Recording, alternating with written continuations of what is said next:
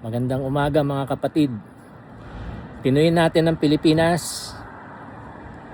Priority, syempre, hindi tayo masakop ng China.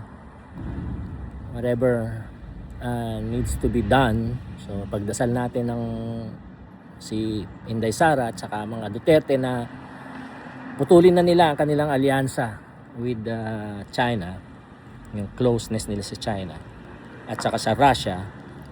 And kung hindi naman sila magre-repent, kung hindi sila bibigyan ng Diyos ng regenerating grace, ipagdasal natin na hindi si Sara magiging next president ng Pilipinas. Pero kung luluubin ng Diyos na siya ang maging, pero ipagdasal natin, di ba? Hingin natin sa Diyos na hindi siya ang maging next president of the Philippines. Talagang hingin natin sa Diyos. And expect Him to answer.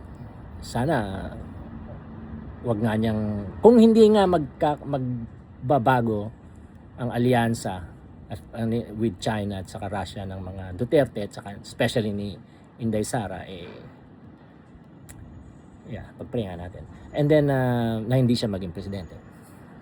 Ngayon, at the same time, maganda tayo kasi pag naging presidente siya, God's will be done. Hindi natin alam kung perfect will ng Diyos o permissive will ng Diyos, di ba?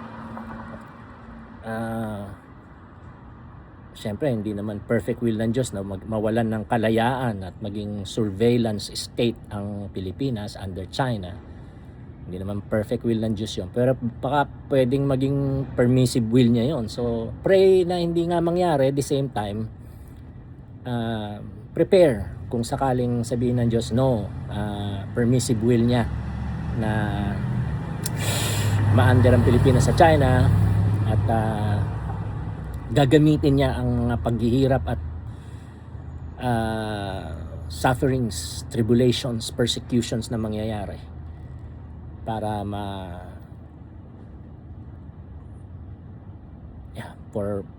para sa kaligtasan ng mga gustong iligtas ng Diyos, saka para din sa ikamamature at ikalalago ng mga ligtas na. And then the advancement of the mission, the Great Commission, and the growth of the church. Kasi minsan sa persecution nag-grow ang church, pero hindi naman kailangan maging ganun siguro. Yun nga, we need to really pray and ask God na huwag niyang i-allow na ma-under sa China ang Pilipinas. And at the same time, yung dedication natin, di ba? We rededicate ourselves to the gospel and also to the Great Commission as a Filipino nation na yung tayo na mga Pilipino within tayo na mga Kristiyano within the Filipino nation. So that's one. Whatever happens, the gospel must be embraced. The gospel must be held tightly. And the gospel has to be proclaimed and spread all over the world. And repentant churches must be planted all over the world. And repentant Christian disciples ought to be multiplied all over the world. And we have to disciple the nations. We have to disciple all the nations. Now, importante rin ang AI. So, pray na I'm praying at samahan nyo ako sa pananalangin at pag-aayuno, pangangamuyo sa Diyos na sana